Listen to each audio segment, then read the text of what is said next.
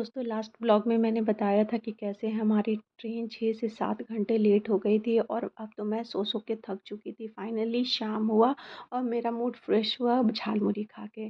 तो जैसे ही उड़ीसा और झारखंड स्टार्ट होता है ना, झालमुड़ी वाले भैया आ जाते हैं और झालमुड़ी टेस्टी टेस्टी सा, उतना टेस्टी नहीं लेकिन काम चलाओ ठीक रहता है।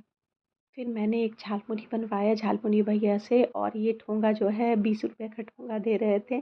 लेकिन बहुत अच्छा लगता है, रिफ़्रेशिंग लगता है खा के, बस बेस्ट ऑप्शन है ट्रेन के लिए। तो यहाँ प्रियांश को मैंने सबसे पहले दिया, प्रियांश को काफ़ी अच्छा लगा। टिल देन उसने एक मिर्ची नहीं खाई थी और ट्रेन कंटिन्यूअस लेट चल रही थी, बहुत स्लो मोशन में। फाइनली 6-7 घंटे लेट पहुँचा रही थी हमें ट्रेन हटिया के लिए। और जब हम लोग 12 बजे, जो ट्रेन 6:30 में पहुंचने वाली थी, हमें 12 बजे पहुंचा रही थी हटिया। तो यहाँ पे मेरे पापा आने वाले थे मुझे रिसीव करने के लिए, क्योंकि लेट नाइट हो गया था बहुत ज़्यादा और यहाँ से हम लोग को जर्नी करनी थी धनबाद के लिए। फाइनली प्रियांश उसके नाना जी दिख गए और बहुत हैप्पी हो गया। और मेरे पापा शुगर के पेशेंट है, फिर भी उतना रात में, और उनका हाथ भी फ्रैक्चर था दिस टाइम, क्योंकि उनको लिगामेंट इंजरी हो गई थी। तो फाइनली पापा और हम लोग सब निकल गए हटिया के स्टेशन के बाहर। और इतनी ज़्यादा भीड़, 12 बजे रात में, मुझे तो विश्वास नहीं हो रहा था कि इतने सारे लोग हैं। मतलब ऐसा लग ही नहीं रहा था कि रात है, इतना लेट नाइट हो गया है। फाइनली हम लोग जेट स्पीड से बाहर निकल गए और मेरे पापा इतना फास्ट कार चलाते हैं मैं बता नहीं सकती, क्योंकि इनका शुरू से प्रोफेशन ही यही रहा था। तो इतना फास्ट चला रहे थे, बहुत डर भी लग रहा था, क्योंकि काफ़ी दिनों बाद मैं इतनी तेज़ गाड़ी पे बैठी थी और मुझे स्पीड से वाक़ई बहुत ज़्यादा डर लगता है।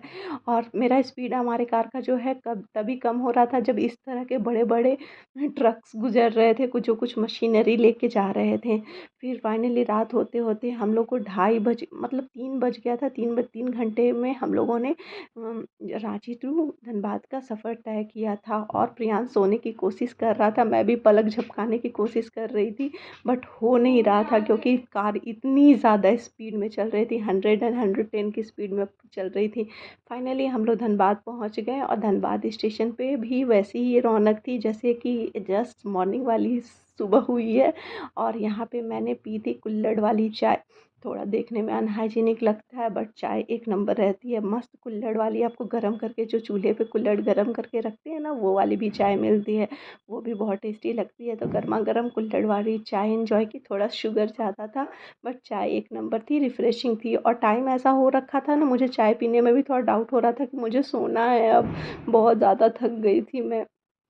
कार पे बैठे-बैठे फाइनली हम लोग घर पहुँच गए और घर लॉक था। तो फिर फाइनली सबसे पहले मैंने किया दुर्गा माँ का दर्शन, और माता रानी ने ही मुझे बुलाया था। और फिर पहुँची मैं अपने बेडरूम, और स्विचेस, बेड देख के ऐसा रिफ्रेशिंग लगता है ना, लगता है फिर से पुरानी यादें ताज़ा हो गई कि हाँ, यही मेरा रूम है, यही मेरा बचपन निकला है, तो यही मेरा रूम है।